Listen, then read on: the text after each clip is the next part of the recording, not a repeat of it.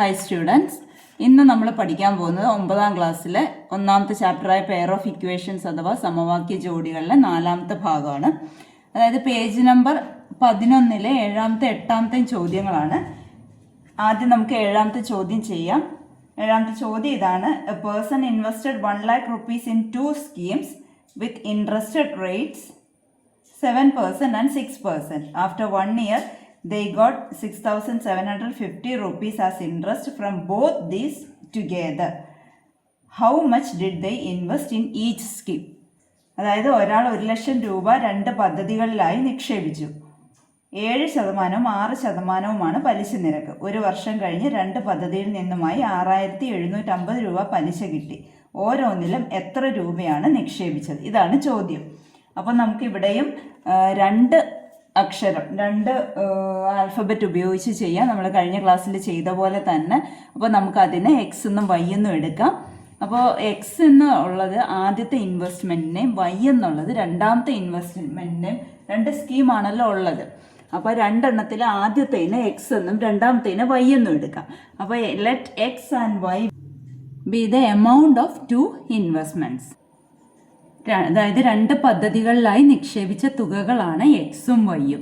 ഇവിടെ പറഞ്ഞിട്ടുണ്ട് ആകെ 1,00,000 രൂപയാണ്, 1 lakh rupees ആണ് ഇൻവെസ്റ്റ് ചെയ്തത്.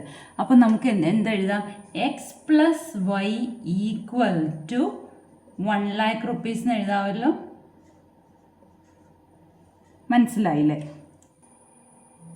ഇനി ആദ്യത്തെ സ്കീമിലുള്ള ഇൻട്രസ്റ്റ്, ആദ്യത്തെ പദ്ധതിയിൽ ഉള്ള പലിശ എന്ന് പറയുന്നത് 7%. അപ്പോൾ നമുക്ക് എന്തെഴുതാം? Interest from first scheme 7%. അതിൻ്റെ എമൗണ്ട് ആദ്യത്തെ എക്സ് ആണല്ലോ. ആദ്യത്തെ എമൗണ്ട് എക്സ് ആണ്. അതിൻ്റെ 7% ആണ് എന്ത് കിട്ടുന്നത്? ഇൻട്രസ്റ്റ് കിട്ടുന്നത്. അപ്പോൾ ഒന്നാമത്തെ പദ്ധതിയിലെ പലിശ 7%ആണല്ലോ. ഈ 7% എന്ന് പറയുമ്പം 7/100 എക്സ് എന്ന് എഴുതാമല്ലോ. ഇനി രണ്ടാമത്തെ ഇതേപോലെ തന്നെ രണ്ടാമത്തെ സ്കീമിനും പലിശ ലഭിക്കും. അത് 6% അല്ലേ. അപ്പോൾ നമുക്ക് ഇൻട്രസ്റ്റ് ഫ്രം സെക്കൻഡ് സ്കീം എന്ന് എഴുതാമല്ലോ. അത് എത്ര ശതമാനമാണ്? 6%. അന്നേരത്തെ എമൗണ്ട് രണ്ടാമത്തെ സ്കീമിൽ എത്ര എമൗണ്ട് കിട്ടത്? വൈ ആണ്. അപ്പോൾ 6% ഓഫ് വൈ. അപ്പോൾ 6/100 വൈ എന്ന് എഴുതാമല്ലോ. അപ്പോൾ രണ്ടാമത്തെ പദ്ധതിയിലെ പലിശ 6/100 വൈ. ഇത്രയും സംഗതികൾ മനസ്സിലായല്ലോ. ആകെ 1,00,000 രൂപയാണ് നിക്ഷേപിച്ചത്. അത് 2 സ്കീമുകളിലായിട്ടാണ് നിക്ഷേപിച്ചത്. ആദ്യത്തേലെ പലിശ കിട്ടുന്നത് 7%. ആദ്യത്തേലെ എമൗണ്ട് എക്സ് ആണ്. രണ്ടാമത്തേലെ എമൗണ്ട് വൈ ആണ്. അതിൽ 6% പലിശ ലഭിക്കും. പിന്നെ പറഞ്ഞിരിക്കുന്ന 1 വർഷത്തിന് ശേഷം ആകെ പലിശ കിട്ടുന്നത് 6,750 രൂപയാണെന്ന് പറഞ്ഞിട്ടുണ്ട്. അപ്പോൾ 1 വർഷത്തിന് ശേഷം ആകെ പലിശ എന്ന് പറയുമ്പോൾ ഇത് രണ്ടും കൂടെ കൂട്ടുന്നതല്ലേ അല്ലേ. അപ്പോൾ നമുക്ക് എന്തെഴുതാം?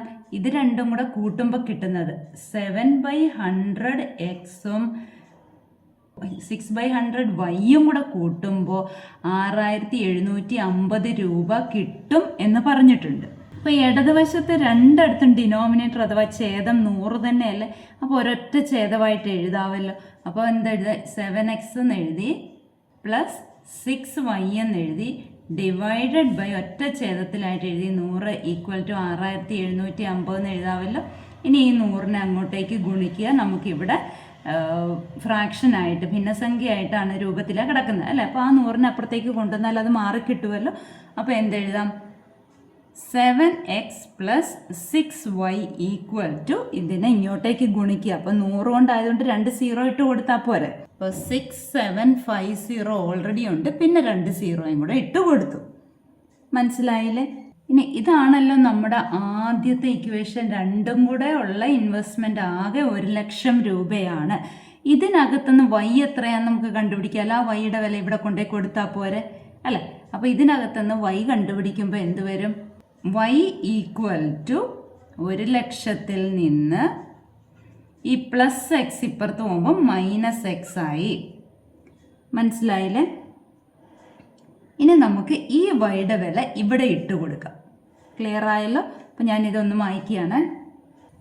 അപ്പം നമ്മൾ ആദ്യം 7x അതേപോലെ എഴുതി 7x പ്ലസ് ഇട്ടു 6y ആണ്. അപ്പോൾ വൈക്ക് പകരം നമ്മൾ ഈ ഒരു വില ഇട്ട് കൊടുക്കുകയാണ്. അപ്പോൾ അതിൻ്റെ ബ്രാക്കറ്റിനകത്ത് ഇടണം 1 lakh 1,00,000 നിന്ന്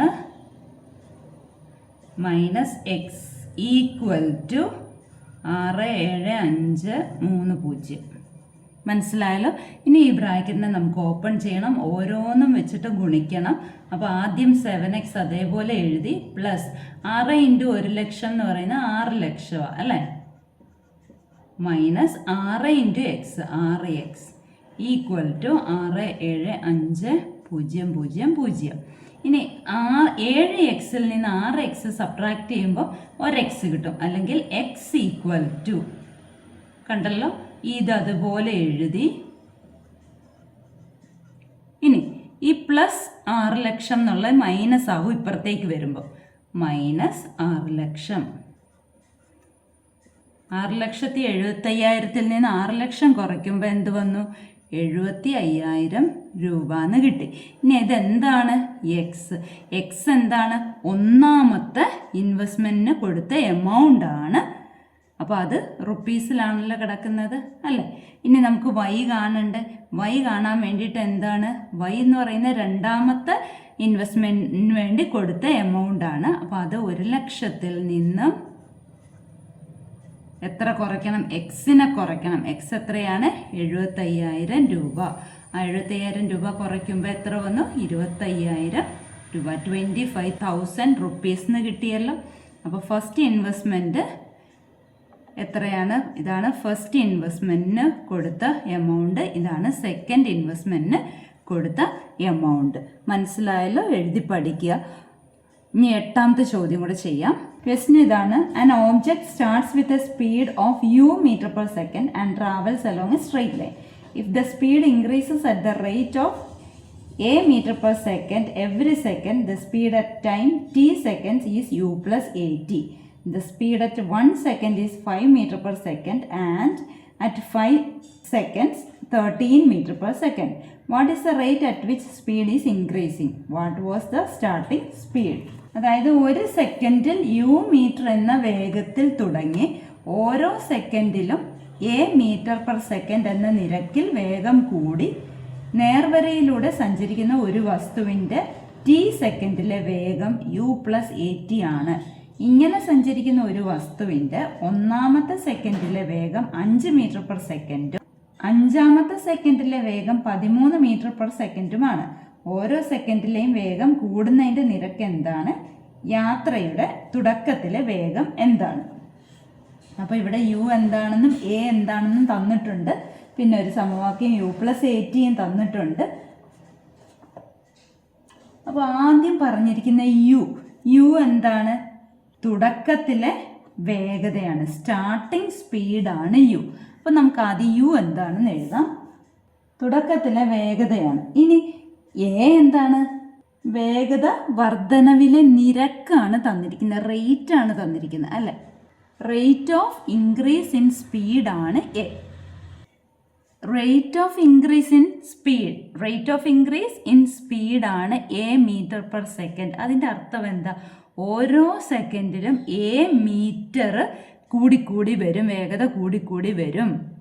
ക്ലിയർ ആയോ? m/s അർത്ഥം മനസ്സിലായോ? ഒരു സെക്കൻഡിൽ ഇത്ര മീറ്റർ.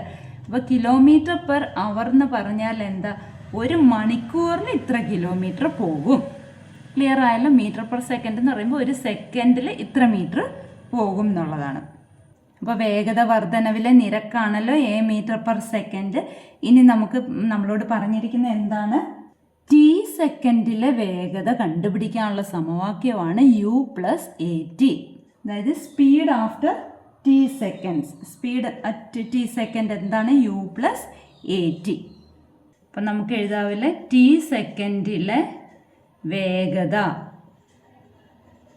സമം u plus at. ആ സമവാക്യം നമുക്ക് എഴുതാവല്ലോ. ഇനി ഇവിടെ തന്നിരിക്കുന്ന എന്താണ്? ഒന്നാമത്തെ സെക്കൻഡിലെ വേഗത 5 m/s ആണ് തന്നിട്ടുണ്ട്. സ്പീഡ് അറ്റ് ടി സെക്കൻഡ് കാണാൻ അല്ലെങ്കിൽ ടി സെക്കൻഡിലെ വേഗത കാണാനുള്ള സമവാക്യമാണ് u പ്ലസ് എ ടി. അവിടെ ടി ആണ് സെക്കൻഡ്. അപ്പോൾ ഒന്നാമത്തെ സെക്കൻഡിലെ വേഗത കാണാനായിട്ട് ടിക്ക് പകരം എന്തിട്ട് കൊടുത്താൽ മതി? 1 ഇട്ട് കൊടുത്താൽ മതി. അതിവിടെ തന്നിട്ടുണ്ട്, 5 മീറ്റർ പെർ സെക്കൻഡ് ആണ് തന്നിട്ടുണ്ട്. അപ്പോൾ നമുക്ക് എന്തെഴുതാം? Speed at 1 second. ആ ടിക്ക് പകരം 1 എന്ന് കൊടുക്കുക. ഒന്നാമത്തെ സെക്കൻഡിൽ സ്പീഡ് അറ്റ് 1 സെക്കൻഡ് കാണണം. അതായത് 1 സെക്കൻഡിലെ വേഗത കാണാൻ വേണ്ടി ടിക്ക് പകരം എന്ത് കൊടുത്താൽ മതി? 1 കൊടുത്താൽ മതി. അപ്പോൾ എന്ത് കൊടുക്കാം? u plus A into 1. A T എന്ന് പറയുന്നത് എ ഇൻറ്റു ടി ആണ്. അപ്പോൾ എ ഇൻറ്റു 1 എ തന്നെയല്ലേ? യു പ്ലസ് എത്രയാണ് തന്നിട്ടുണ്ട്? 5 മീറ്റർ പെർ സെക്കൻഡ് ആണ് തന്നിട്ടുണ്ട്. അപ്പോൾ ഒന്നാമത്തെ സമവാക്യം കിട്ടിയല്ലോ, ഒന്നാമത്തെ ഇക്വേഷൻ കിട്ടി, u plus A equal to 5. ഇനി ഒരു കാര്യം കൂടെ പറഞ്ഞിട്ടുണ്ട്, സ്പീഡ് അറ്റ് 5 സെക്കൻഡ്സ്. 5ാമത്തെ സെക്കൻഡിലെ വേഗതയും കൂടെ തന്നിട്ടുണ്ട്. ഇനി അത് കാണാനും ഇതേ ഇക്വേഷനിൽ ടിക്ക് പകരം നോക്കിക്കേ, ടിക്ക് പകരം 5 ഇട്ട് കൊടുക്കുക. അപ്പോൾ എന്തായി? u plus A into 5. അതെത്രയാണ് തന്നിട്ടുണ്ട്? 13 മീറ്റർ പെർ സെക്കൻഡാണ് ക്വസ്റ്റ്യനിൽ തന്നിട്ടുണ്ട്. അപ്പം നമുക്ക് 2 സമവാക്യങ്ങൾ കിട്ടി. ആദ്യത്തെ സമവാക്യം എന്താണ്? u plus A equal to 5 എന്നുള്ള ഈ ആദ്യത്തെ സമവാക്യം. രണ്ടാമത്തെ u plus A into 5. A into 5 5a ആണല്ലോ. അപ്പോൾ u plus 5a equal to 13 എന്നും കിട്ടിയില്ലേ. ഇനി നമുക്ക് ഇതിനകത്തുനിന്ന് u എടുക്കണോ എ എടുക്കണോ എന്ന് തീരുമാനിക്കുന്നത് എങ്ങനെയാണെന്നും കൂടെ പറഞ്ഞുതരാം. ഇതിനകത്തുനിന്ന് u എടുക്കണോ എ എടുക്കണോ എന്ന് തീരുമാനിക്കുന്നതും കൂടെ പറഞ്ഞുതരാം. അത് ഇതിനകത്ത് ഇട്ട് കൊടുക്കാനുള്ളൂ. അപ്പോൾ u പ്ലസ് 5, ഇവിടെ എയുടെ കൂടെ 5 എന്നുള്ള നമ്പറുണ്ട് അല്ലേ. നമുക്ക് ഒറ്റയ്ക്കിരിക്കുന്ന ആളുണ്ടെങ്കിൽ ആ ഒറ്റയ്ക്കിരിക്കുന്ന ആളുടെ വിലയാണ് ആദ്യത്തിൽ നിന്ന് കണ്ടുപിടിക്കേണ്ടത്. ക്ലിയർ ആയെന്ന് വിചാരിക്കുന്നു. അപ്പോൾ ഇതിൽ നിന്നും എന്ത് എഴുതാം? u plus A equal to 5 എന്ന് പറഞ്ഞാൽ അതിൻ്റെ അർത്ഥം എന്താണ്? u equal to 5. ഈ പ്ലസ് അപ്പുറത്ത് പോകുമ്പോൾ എന്ത് വരും? മൈനസ് എ എന്ന് വന്നു. മനസ്സിലായോ? അപ്പോൾ ഇവിടെ u എന്നുള്ളതിന് പകരം 5 മൈനസ് എ എന്ന് കൊടുക്കാം. യുവിന് പകരം 5 മൈനസ് എ എന്ന് കൊടുക്കാം. പ്ലസ് 5a ഈക്വൽ ടു 13 എന്ന് എഴുതാമല്ലോ. ഞാൻ പറഞ്ഞു ഇത് തിരിച്ചറിയാൻ വേണ്ടിയിട്ടാണ് ഞാൻ ബ്രാക്കറ്റ് ഇട്ടത്. ബ്രാക്കറ്റ് ഇടേണ്ട ആവശ്യമില്ല, കാരണം ഇവിടെ പ്ലസ്സും ആണ്. അതിലെല്ലാം ബ്രാക്കറ്റ് ഇടേണ്ട ആവശ്യമില്ല. ഇനി 5, ഇത് രണ്ടുമാണല്ലോ എ ഉള്ള ടേംസ്. മൈനസ് എ പ്ലസ് 5 എന്ന് പറയുന്ന 4a ഈക്വൽ ടു 13 എന്ന് എഴുതാമല്ലോ. അപ്പോൾ എ ആണ് നമുക്ക് വേണ്ട. അപ്പോൾ എ ഉള്ള പദം അവിടെ വെക്കുക, 13 അതുപോലെ എഴുതുക. ഈ പ്ലസ് 5 അപ്പുറത്ത് പോകുമ്പോൾ മൈനസ് 5 ആയി. അപ്പോൾ 4a ഈക്വൽ ടു 13 മൈനസ് 5 എന്ന് പറയുന്നത് 8 ആണല്ലോ. ഇനി എ കണ്ടുപിടിക്കാൻ വേണ്ടി ഈ 8 അതേപോലെ എഴുതിയിട്ട് ഈ ഗുണിച്ചിരിക്കുന്ന 4നെ അപ്പുറത്ത് പോകുമ്പം ഹരണമാവും. 8/4 2 എന്ന് വന്നു. ഇനി എ എന്താണ്? റേറ്റ് ആണ്. Rate of increase in speed, വേഗത വർധനവിലെ നിരക്കാണ് എ. മനസ്സിലായല്ലോ? അപ്പോൾ റേറ്റ് അഥവാ നിരക്കാണ് എത്ര കിട്ടിയത്? 2 എന്ന് കിട്ടിയത്. ഇനി ആ 2 ഇവിടെ ഇട്ട് കൊടുത്താൽ യു കിട്ടുകയല്ല. യു എന്ന് പറയുന്നത് സ്റ്റാർട്ടിങ് സ്പീഡല്ല, തുടക്കത്തിലെ വേഗതയില്ല. ഇത് രണ്ടും അല്ലേ കണ്ടുപിടിക്കേണ്ടത്. അപ്പോൾ യു കിട്ടാൻ വേണ്ടിയിട്ട് 5 മൈനസ് എ ആണല്ലോ നമ്മുടെ സമവാക്യം ഇവിടെ നിന്ന് കിട്ടിയത് അല്ലേ. അപ്പോൾ 5 മൈനസ് എ എത്രയാണ് ഇവിടെ കിട്ടിയത്? 2. 5 മൈനസ് 2 എന്ന് പറയുന്നത് 3. അപ്പോൾ സ്റ്റാർട്ടിങ് സ്പീഡ് ഇതാണ്. സ്റ്റാർട്ടിങ് സ്പീഡ്, തുടക്കത്തിലെ വേഗത. ഇപ്പോൾ 2 ആൻസറും കിട്ടിയല്ലോ. തുടക്കത്തിലെ വേഗത u എന്ന് പറയുന്ന 3 കിട്ടി. റേറ്റ് എ എന്ന് പറയുന്ന നിരക്ക് എ എന്ന് പറയുന്നത് 2 മീറ്റർ പെർ സെക്കൻഡ് എന്നും കിട്ടിയല്ലോ. 2 ചോദ്യങ്ങൾ മനസ്സിലായല്ലോ. അപ്പോൾ നമ്മൾ ഈ പേജ് നമ്പർ 10ലെയും 11ലെ ക്വസ്റ്റ്യൻസ് നമ്മൾ തീർത്തു. ഇനി നമ്മൾ അടുത്ത വീഡിയോയിൽ 2 സമവാക്യങ്ങൾ ഒന്നിച്ച് എടുത്ത് എങ്ങനെ സോൾവ് ചെയ്യും, 2 സമവാക്യങ്ങളും 2 അക്ഷരങ്ങളും 2 ആൽഫബറ്റ്സും ഉള്ളത് എങ്ങനെ സോൾവ് ചെയ്യാമെന്ന് നമുക്ക് അടുത്ത ക്ലാസ്സിൽ പഠിക്കാം.